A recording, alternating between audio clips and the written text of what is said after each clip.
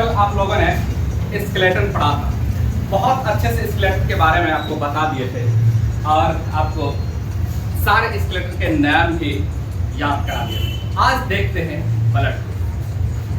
सबसे पहले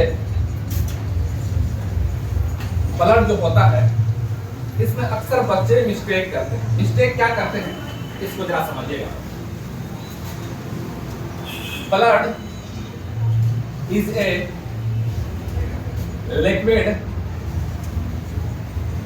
connective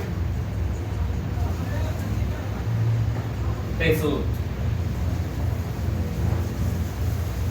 कहता है कि ब्लड एक तरल संयोजी ऊतक है। ब्लड या इसको रक्त बोल सकते हैं, लहू बोल सकते हैं, एक ही बात है। रक्त ब्लड एक तरल संयोजी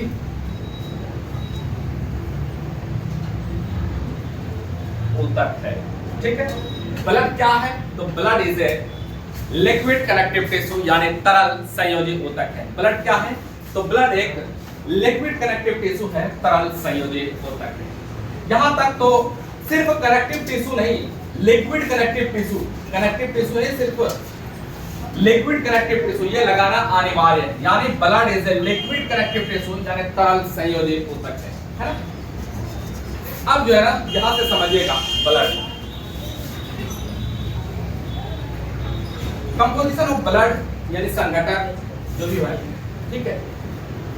ब्लड का एक तरफ प्लाज्मा होता है 55%, प्लाज्मा कितना 55% होता है, और इस तरफ corpuscles, corpuscles. Plasma की हम बात कर लें, प्लाज्मा की अगर हम बात कर लें तो इसके नीचे भी अगर आकर के देखेंगे तो यहां पर जो है ना वाटर कितना होता है 90%। उसके बाद होता है प्रोटीन, उसके बाद होता है ग्लूकोज, है ना, उसके बाद होता है अन्न। अब जो है ना कार्पोसेल्स वाले एरिया में आकर के देखते हैं। ये कार्पोसेल्स वाला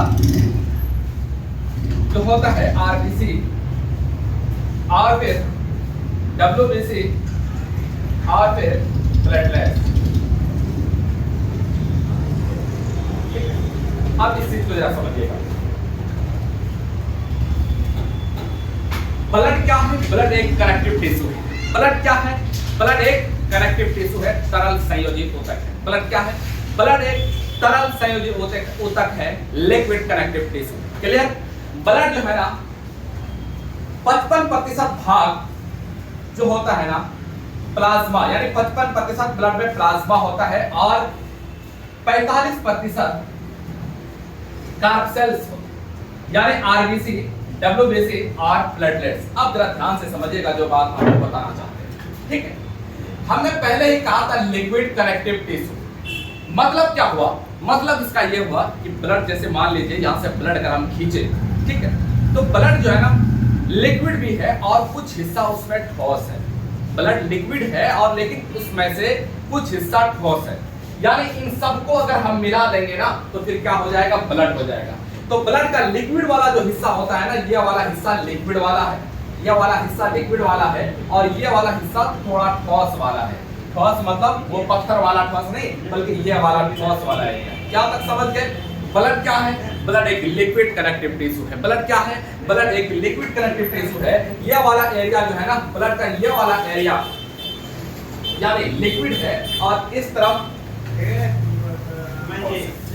कौन कौन सा है? इसमें वाटर है 90%, और अगर कार्प सेल्स में कौन कौन सा है? आरबीसी है, डब्ल्यूबीसी है और प्लेटलेट्स है। आरबीसी है, डब्ल्यूबीसी है और प्लेटलेट्स है। अब आइए एक एक करके आपको समझाते हैं।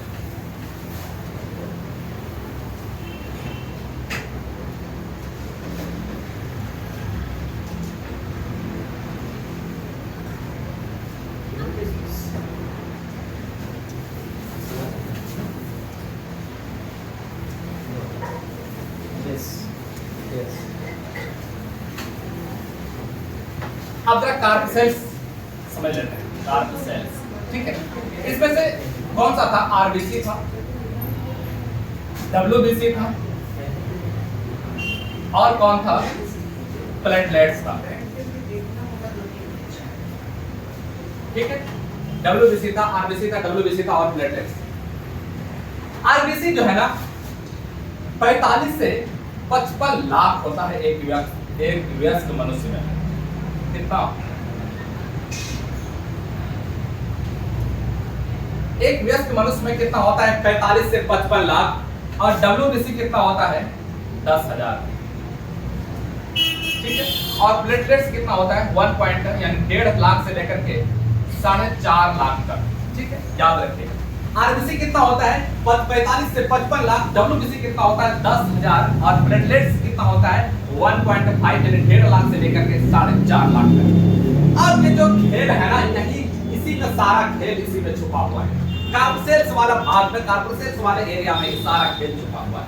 क्या सारा खेल छुपा हुआ है? इसको जरा समझिएगा। आप अगर मान लिया जाए आपकी उम्र अगर 25 साल है, 30 साल है, आप अगर घर जाते हैं ना, घर में जो छोटा छोटा जो बच्चा होता है ना, नन्हा सा बालक, आप जाते हैं अगर, तो वो बच्चा जो है ना दौड़े दौड़े आता है कि मेरे भैया आ गए, मेरी दीदी आ गई, है ना, दौड़े दौड़े दौड़े दौड़े दौड़े सा आता है। और अगर उस बच्चे की उम्र तकरीबन मान लो कि 3 साल अगर है, 4 साल है, 5 साल है, अगर इतना उम्र का अगर बच्चा है तो गिरा हुआ चीज उठा देगा, उठा हुआ चीज गिरा देगा, इधर पानी फेंक देगा, उधर सब्जी फेंक देगा, उसमें पानी डाल देगा, इसमें ये कर देगा, ऐसे बहुत इस तरह से हरकतें करता है। छोटा बच्चा को आप देखिएगा, सुबह सवेरे मॉर्निंग में उठ जाएगा, कभी आपको जगाएगा, कभी मोबाइल ले लेगा, कभी ये कर लेगा, कभी वो कर लेगा, है ना। ये जो है ना किसका कमाल है? आरबीसी का कमाल है, क्योंकि उस छोटे बच्चे में आरबीसी बहुत अधिक पाया जाता है, बहुत अधिक आरबीसी पाया जाता है उस छोटे बच्चे में। और वैसे छोटे बच्चे में आरबीसी अधिक होने की वजह से उसमें अधिक फुर्तियां रहती है ना। और हम लोग में बड़े में ये आरबीसी अगर घट जाए तो बड़ा आलसी आलसी हो जाता है, बड़ा आलस हो जाता है उसके अंदर, बहुत आलस आ जाता है उसके अंदर। सुबह मॉर्निंग में देखता है ऐसे खड़ी, कितना टाइम हो, अरे अभी तो बहुत टाइम है, देखा जाएगा, सो जाओ। स्टूडेंट, कंपटीशन के स्टूडेंट है, पढ़ाई करने बैठे, अरे जिंदार यार, सो जाते हैं। तो ये जो है ना सो जाता है, ये आलस वाला, ये जो है आरबीसी का कमाल। उसमें आरबीसी जो है ना बहुत कम है, और छोटे बच्चे में आरबीसी बहुत अधिक होता है। और जब बहुत अधिक आरबीसी होने की वजह से जो है ना उसमें फुर्तियां रहती है, और इसमें आरबीसी कम होने की वजह से उसमें फुर्ती नहीं होती। ठीक है, अब देखिए डब्ल्यूबीसी के खेल को जरा समझिएगा। इसको मिटा, डब्ल्यूबीसी कितना होता है? 10,000। इसको याद रखिएगा, इसको हम मिटाते हैं और फिर आपको समझाते हैं अभी। ठीक है, अब जो है ना डब्ल्यूबीसी के, फिर डब्ल्यूबीसी में चले आइए, है ना। ये ग्रेनुलोसाइट और एग्रेनुलोसाइट, ग्रेनुलोसाइट और एग्रेनुलोसाइट,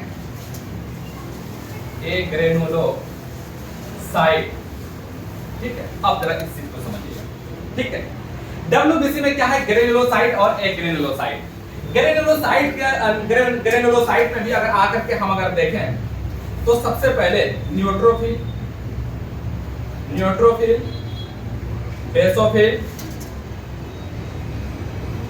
बेसोफिल और इस्नोफिल। ठीक है, और एक ग्रेनुलोसाइट में लिम्फोसाइट और मोनोसाइट। अब जरा देखिए, सवाल जो है ना धीरे धीरे कंपटीशन थोड़ा सा टफ हो रहा है।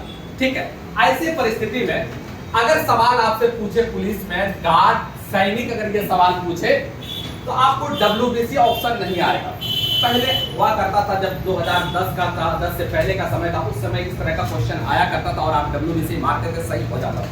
अब धीरे धीरे कंपटीशन ने अपना लेवल को थोड़ा सा हाई करते जा रहा है और बढ़ाते जा रहा है।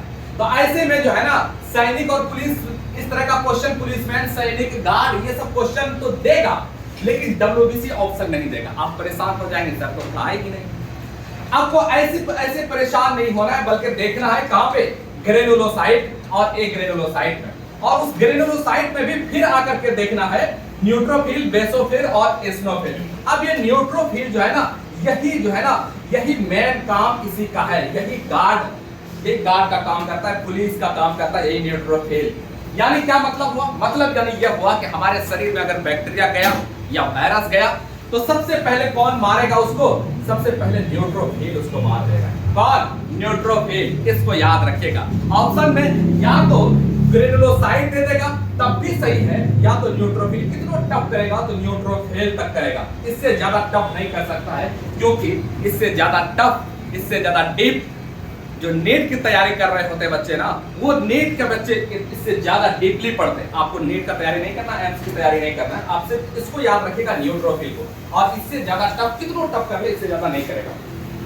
बहुत बेहतरीन सर, बहुत बेहतरीन। कैसे है हमारी सरकार? जी हाँ, अब डीटीए भागलपुर आपकी हर बेहतरीन सफलतम मंजिल के लिए सच्चा सार्थक साथी है। जी हाँ, दिव्यांश टीचर्स एकेडमी, और मैं आपका डॉक्टर देवराज हर्ष, हमारे आदरणीय सर, ज्ञान के बृहस्पति मिस्टर जुपिटर सर। खैर चलिए ठीक है, बहुत बेहतरीन। उम्मीद करता हूँ आपकी पढ़ाई चल रही होगी। हर सेगमेंट के लिए सर सदाबहार हैं, आपको हर विषय बेहतरीन मिलेगी। धन्यवाद सर, धन्यवाद आप सभी का। Best of luck for successful life.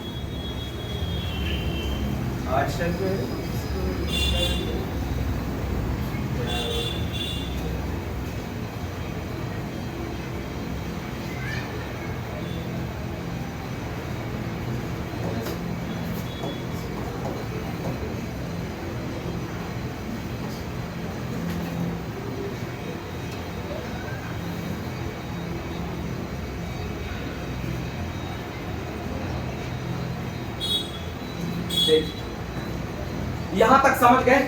कौन सा? डब्ल्यूबीसी। डब्ल्यूबीसी में कौन सा? ग्रेनुलोसाइट और एग्रेनुलोसाइट। ग्रेनुलोसाइट और एग्रेनुलोसाइट, और ग्रेनुलोसाइट में इन तीनों को सब कुछ भूल जाइएगा, लेकिन ये तीनों नहीं भूलिएगा, किसी भी कीमत पर नहीं भूलिएगा, ठीक है?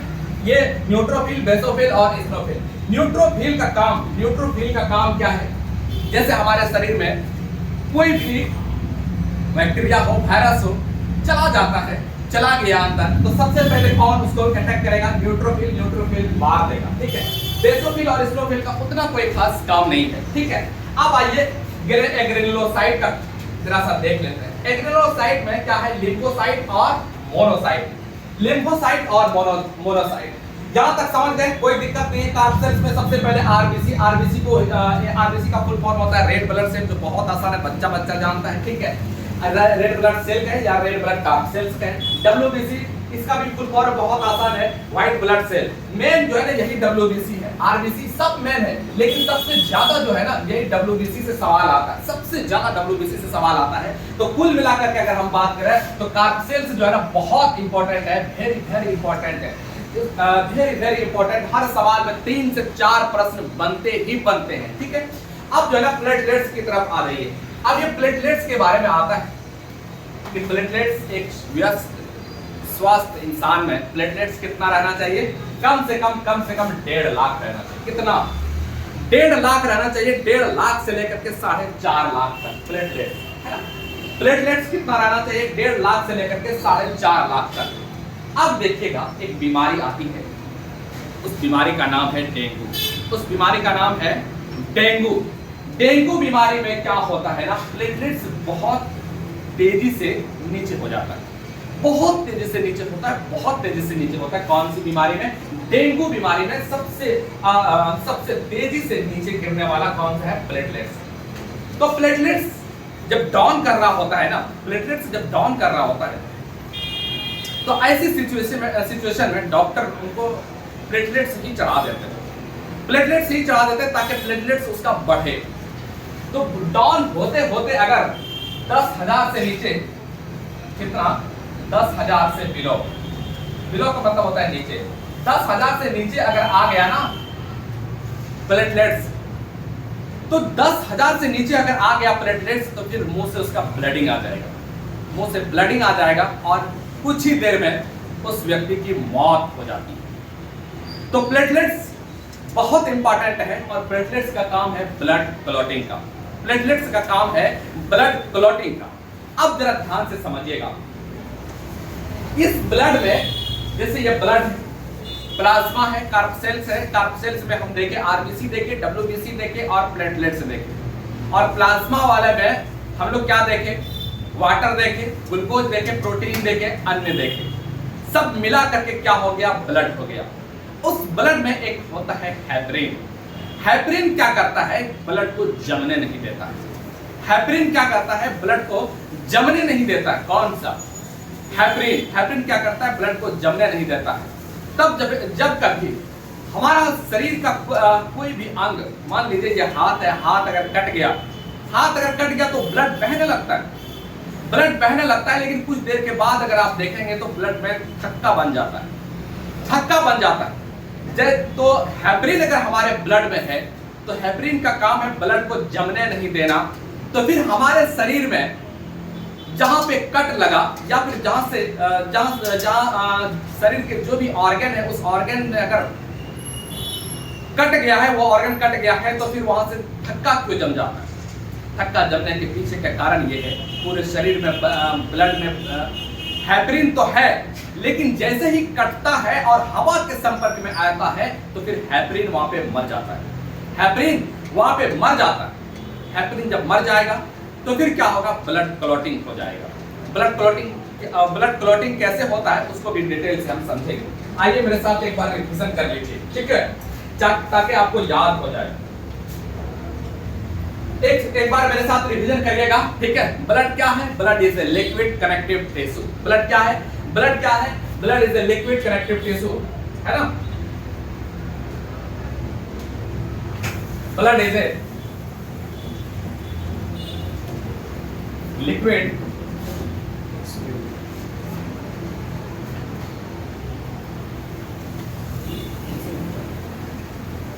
कैसे?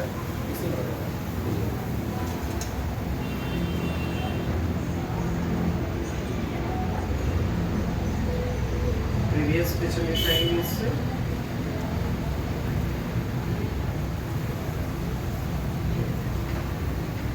Blood is a liquid connective tissue, इस बात को याद रखिएगा, सिर्फ कनेक्टिव टिश्यू नहीं, कनेक्टिव टिश्यू। अब एक कनेक्टिव टिश्यू इसलिए है कि जैसे सर में है और वहां से अगर चोट लग जाए तो वहां से भी ब्लड निकलने लगता है, पैर में अगर चोट लग जाए तो वहां से भी ब्लड निकलने लगता है, इसलिए लिक्विड कनेक्टिव टिश्यू है, ठीक है। ब्लड के कंपोजिशन को जैसे हम देख लिए थे, ब्लड के कंपोजिशन क्या था, इस वाला एरिया कौन सा था, प्लाज्मा था। प्लाज्मा कितना था, 55%। कितना था, 55%। और ये जो था कितना था, कार्प सेल्स कितना था, 45%। कितना था, 45%। प्लाज्मा जो है ना, प्लाज्मा में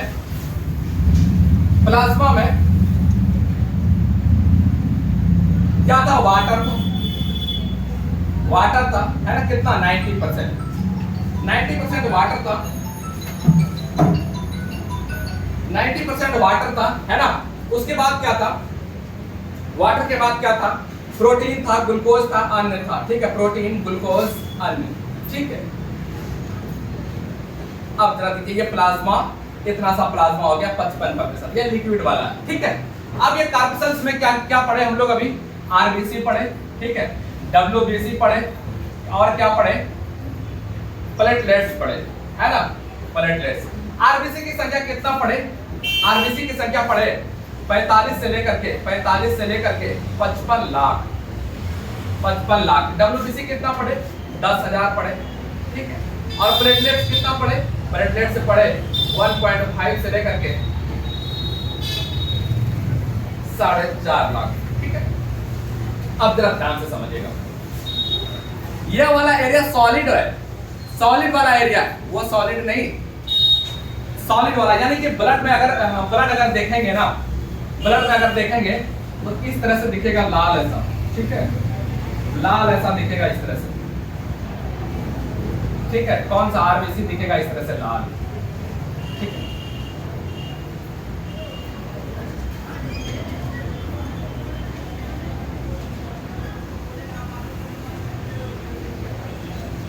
इस तरह से दिखेगा लाल ऐसा, है ना।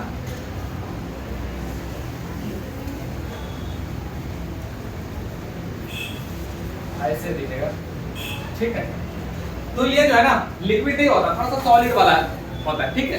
तो ये आरबीसी है, फिर डब्ल्यूबीसी नाम से ही लग रहा है, ठीक है, और प्लेटलेट्स है, ठीक है। ये सब मिल करके, ये पूरा सब मिल करके क्या हो जाएगा, ये सब पूरा मिल करके क्या हो जाएगा, ब्लड कहलाएगा, पूरा मिल करके ब्लड हो जाएगा, ठीक है।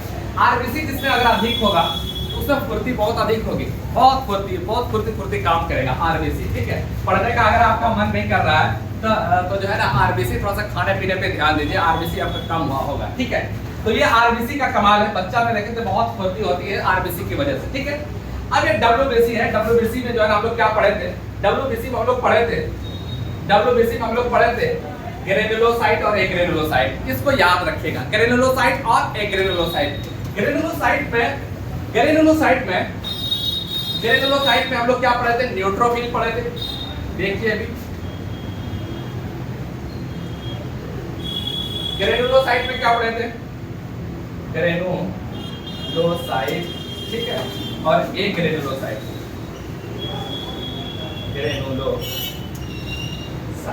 ठीक है। ग्रेनुलोसाइट के भी नीचे आकर के हम लोग क्या पढ़े थे, न्यूट्रोफिल पढ़े थे, न्यूट्रोफिल।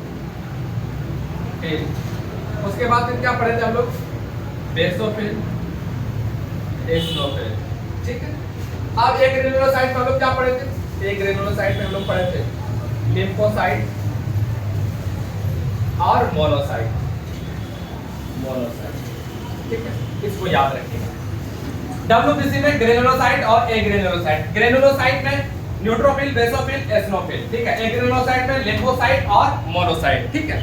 अब जो है ना ये पुलिस कहे, सैनिक कहे, है ना, गार्ड कहे, यानी सब न्यूट्रोफिल का कमाल, यानी कि हमारे शरीर में अगर बैक्टीरिया गया, वायरस गया तो वो तो हमारे शरीर को नुकसान पहुंचाएगा और बीमार पड़ जाएंगे हम। तो ऐसे में क्या करता है, न्यूट्रोफिल जो है एक्टिव होता है और उसको, उस बैक्टीरिया को, उस वायरस को मार देता है। तो गार्ड का काम कौन करता है, न्यूट्रोफिल। इसको याद रखिएगा, वेरी इंपॉर्टेंट है ये, वेरी इंपॉर्टेंट। कई बार सवाल इससे पूछा गया है ना, और ये बहुत इंपॉर्टेंट है, ठीक है। और एक ग्रेनुलोसाइट की तरफ अगर हम देखें तो लिम्फोसाइट और मोनोसाइट, ठीक है। और प्लेटलेट्स की अगर बात कर ले तो प्लेटलेट्स एक व्यस्क शरीर में कितना प्लेटलेट्स होता है, 1.5 लाख से लेकर के 4.5 लाख तक, ठीक है। और ब्लड में क्या होता है, हेपरिन होता है। हेपरिन का काम क्या है, हेपरिन का काम यह है, हेपरिन का काम यह है कि जो है आपके ब्लड को जमने नहीं देता है। लेकिन जहाँ पे आपके शरीर में कट लग जाता है तो हवा के संपर्क में जैसे ही आता है वहाँ पे हेपरिन मर जाता है, हेपरिन वहाँ पे मर जाता है। और फिर जब हेपरिन मर जाता है तो फिर क्लॉटिंग की प्रक्रिया वहाँ से शुरू होती है, ठीक है। तो क्लॉटिंग हम लोग अगले क्लास में हम लोग क्लॉटिंग पढ़ लेंगे, उसके बाद फिर ब्लड ग्रुप पढ़ेंगे, उसके बाद RH फैक्टर, ठीक है। 3 से 4 क्लास में इस ब्लड को खत्म कर देंगे, ठीक है।